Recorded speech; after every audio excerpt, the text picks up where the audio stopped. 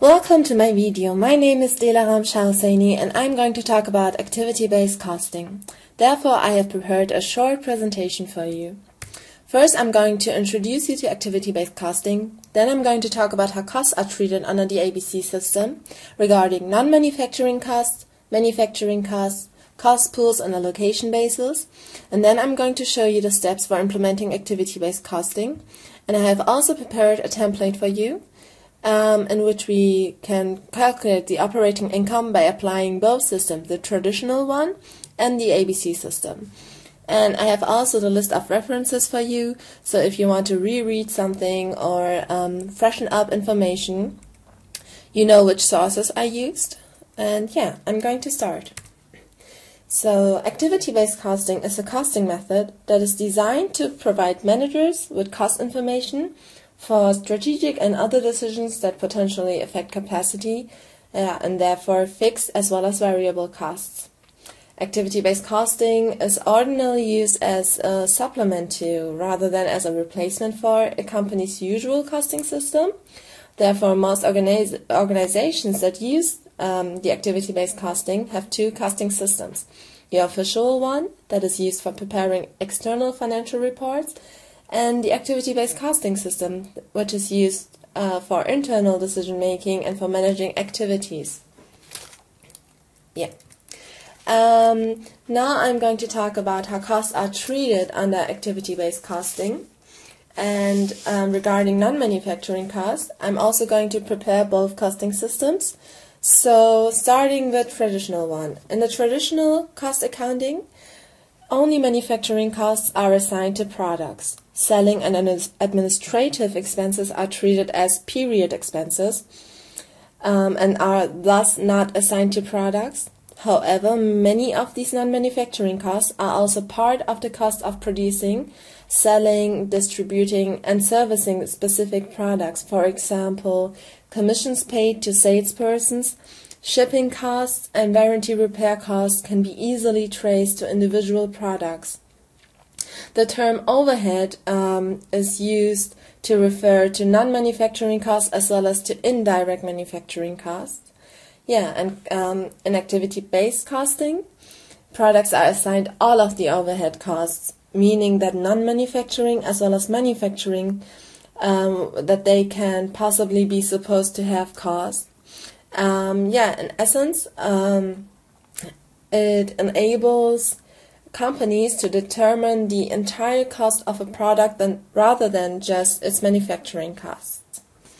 Now I'm going to talk about manufacturing costs in activity-based costing and also compare it to the traditional one. Yeah, in traditional cost accounting systems, all manufacturing costs are assigned to products, even manufacturing costs that are not caused by the products. In contrast, activity-based costing systems purposely do not assign two types of manufacturing overhead costs to products. Manufacturing overhead includes costs such as the factory security guards' wages, the plant controller's salary, and the cost of supplies used by the plant manager's secretary.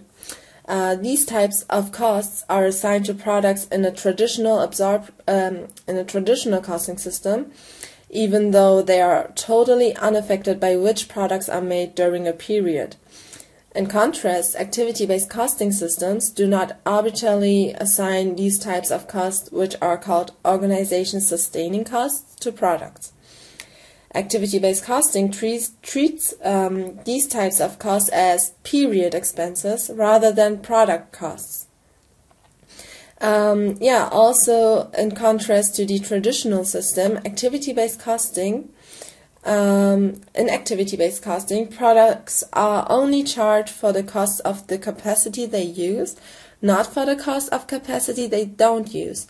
Yeah, this provides more stable unit product costs and is consistent with the goal of assigning to products only the cost of the resources they actually use. Yeah. Now I'm going to talk about the cost pools and allocation basis. Activity-based costing, thanks to advances in technology that make more complex cost systems feasible, provides an alternative to the traditional costing system. And the activity-based approach has appeal in today's business environment because it uses more cost pools and unique measures of activity to better understand the costs of managing and sustaining product diversity. In activity-based costing, an activity is any event that causes the consumption of overhead resources, and an activity cost pool is a bucket in which costs are accumulated that relate to a single activity measure in the ABC system.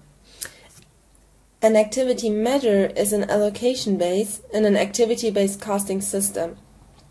And the term cost driver is also used to refer to an activity measure because the activity measure should drive the cost being allocated.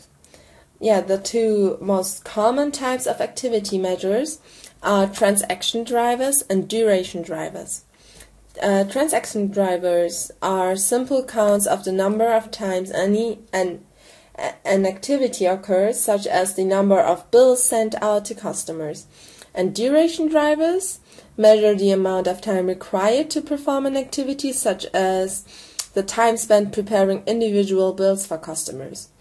In general, duration drivers are more accurate measures of resource consumption than transaction drivers, but they take more effort to record.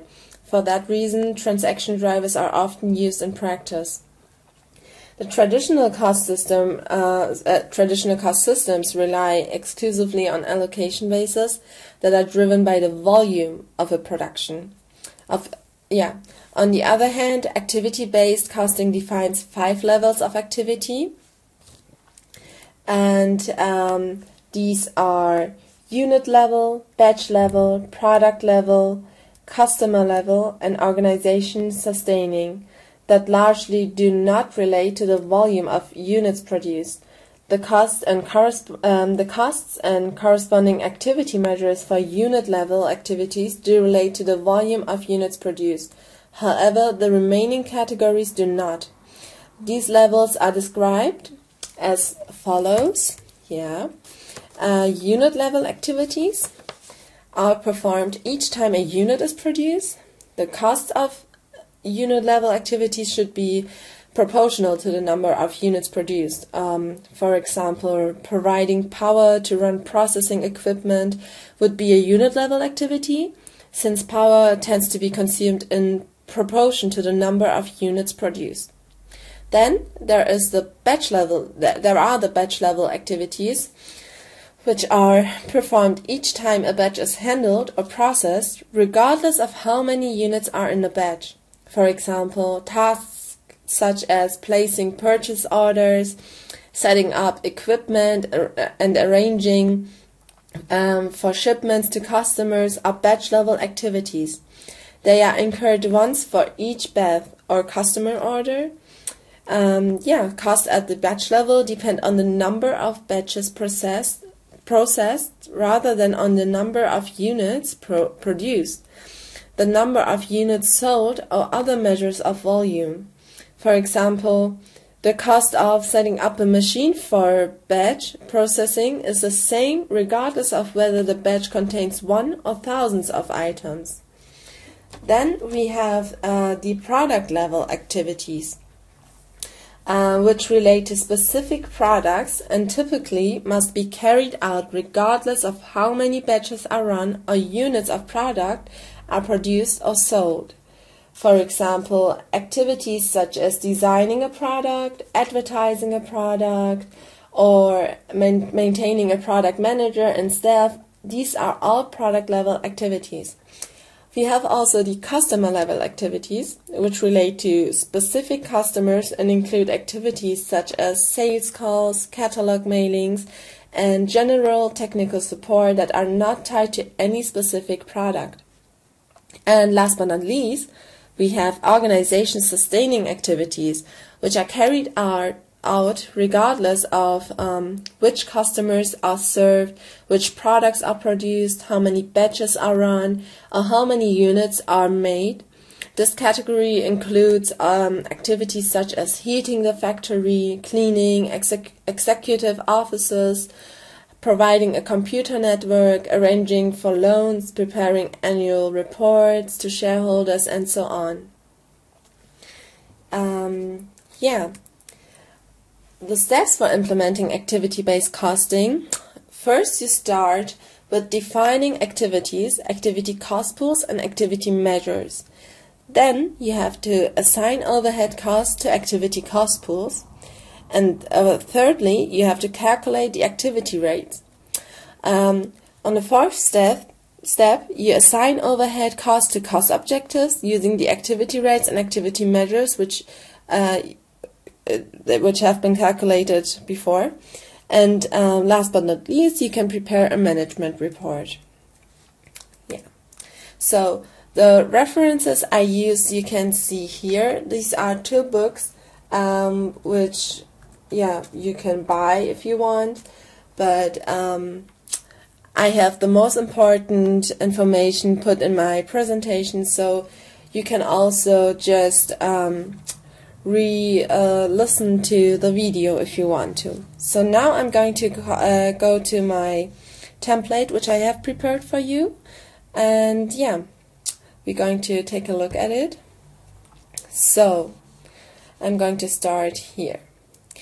This is a task, and I'm going to start with a traditional cost accounting, also known as a simple costing system. And the task is that we have this family supermarket which wants to increase the size of their store. It wants information about the profitability of individual product lines, soft drinks, fresh produce, and packaged food. And the abbreviation of this family supermarket is FS. FS provides the following data for 2015 for each product line. And in order to start, we have to know that FS currently allocates store support costs, which are all costs other than cost of goods sold, to product lines on the basis of cost of goods sold of each product line. So this is given data you can see here, and we have to use them in order to calculate the allocation rate. I'm going to start with calculating the total costs of store support costs, which are, we have to build a sum of these, and we get 360,000 euros. And now, in order to calculate the allocation rate, we have to take these 360,000 euros and divide them by the sum of the cost of goods sold. So we find the cost of goods sold here, and it equals 1,200,000 euros. And when we divide these numbers, so we take this divided by this one, we get 30%. This is our allocation rate. And now we go on. We have to put in here the revenues, which we can take from the table from the original data, and you can find them here, the revenues. So now we can easily copy it, and then we build the sum here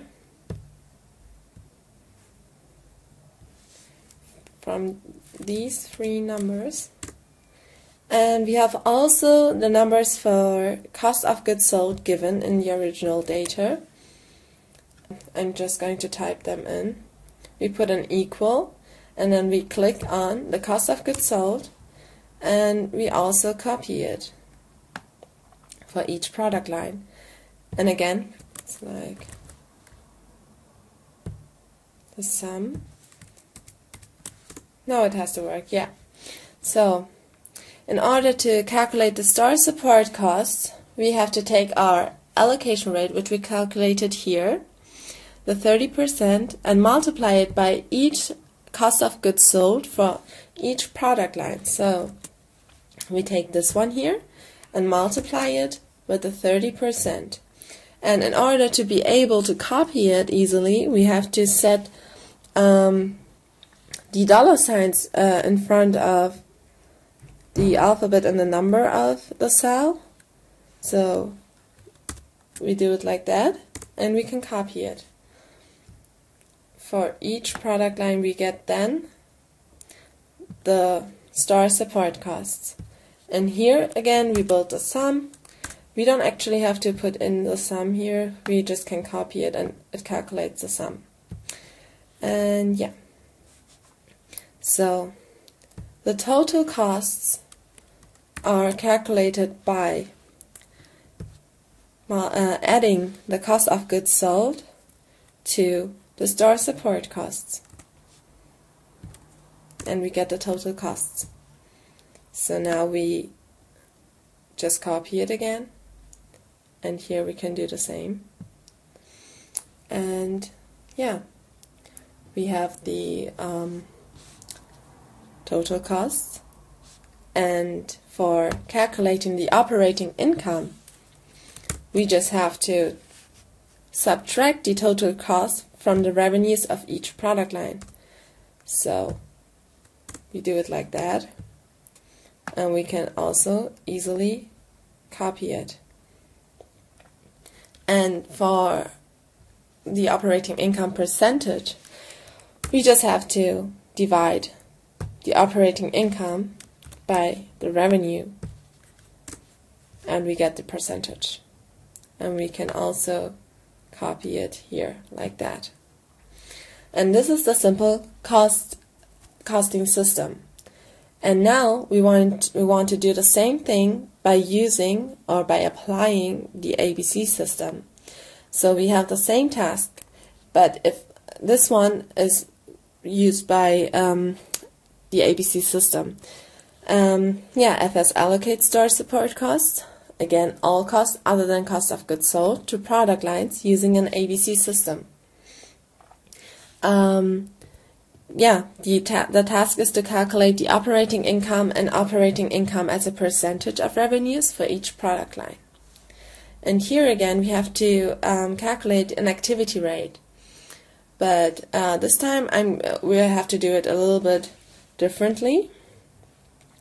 And we have to consider that the border return costs are not considered indirect costs, but direct costs, which can be traced to the soft drink product line.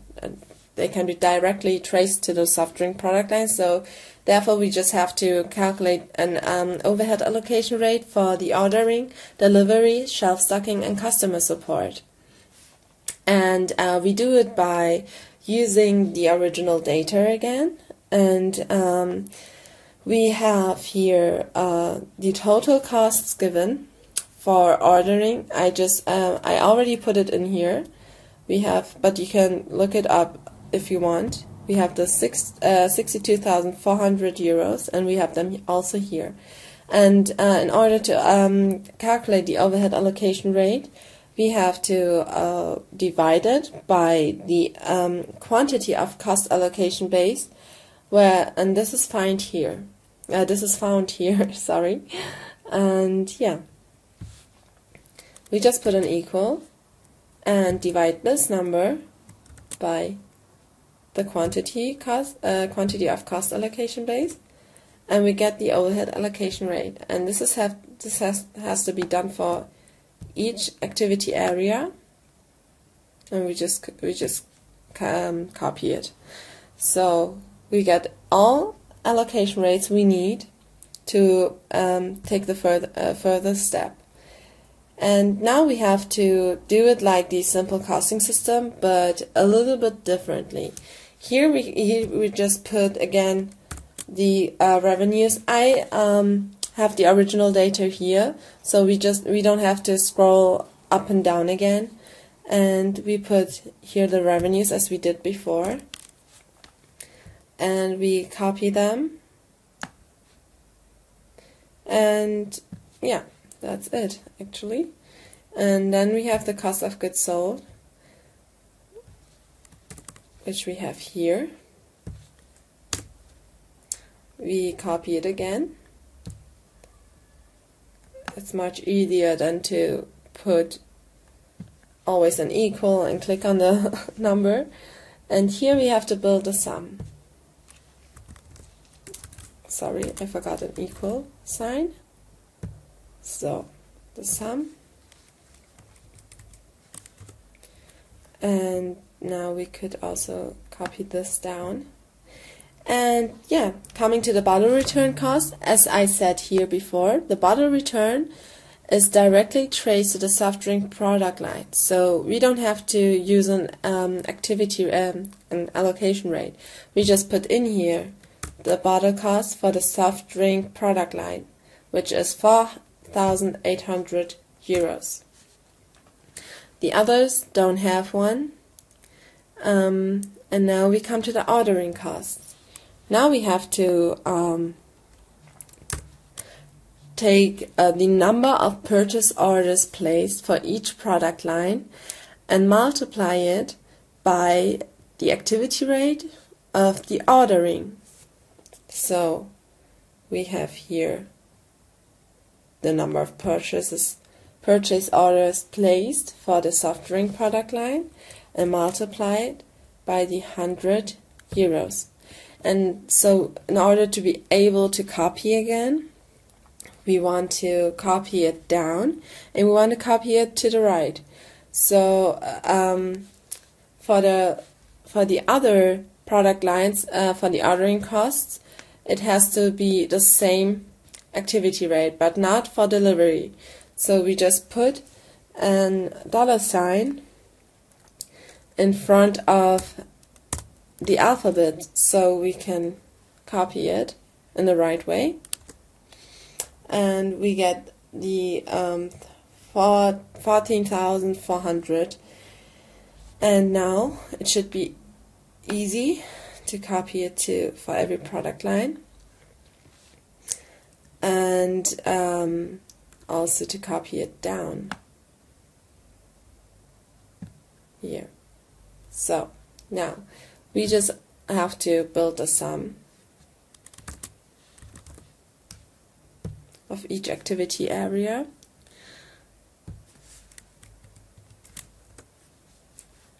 And again, we can copy it down. So now, sorry, I forgot you something. We have to build the total costs. And the total costs are the cost of goods sold plus the ordering costs, delivery costs, shelf stocking costs, for the soft drinks, also the bottle return costs, and also the customer support costs. So we put an equal and we build the sum of it from here to here. And we have to do the same. We just have to copy it. And we build the sum for the total costs, like that. And yeah, now we can calculate the operating income. As we did before, we just have to subtract the total cost from the revenues of each product line. So we do it like that. And again, we copy it.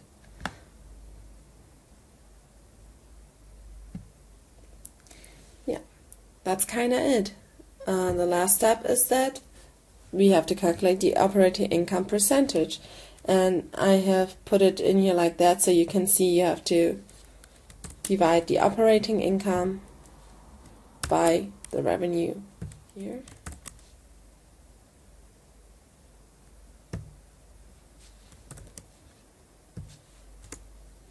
This is right.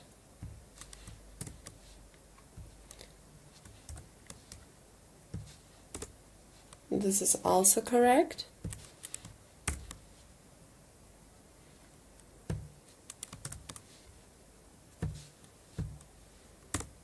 this is also correct. I'm just going to type in here 34,200 divided by 370,400. I forgot an equal sign, but that's not correct. I don't know why it's like that.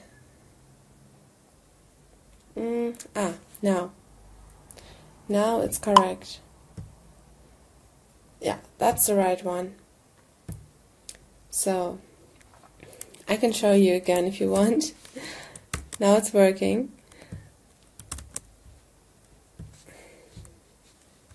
Now it's right. Okay. And the result of these both costing systems in comparison to one another I have listed here. So as you can see, we have a total, for the total cost we have the operating income percentage of 4.97%, and we had the same one here in the simple costing system, 4.97%. And if you take a look here, we have a different distribution of the operating income percentage for each product line. Using the simple costing system, we have 7.17%, and for the packaged food, we have 3.30%, and for the soft drinks, we have 1.7%. And if you take a look at this side here, when we apply the ABC system, for the fresh produce, we have 0.6%, packaged food 8.75%, and the soft drinks we have 10.78%. So there is a, it is the same total, but when we take a look here, but the distribution is differently. So that's it for my presentation. I hope I could show you how activity-based costing is working and that you learned something from it. And I'm going to say goodbye, and I hope you enjoyed my video.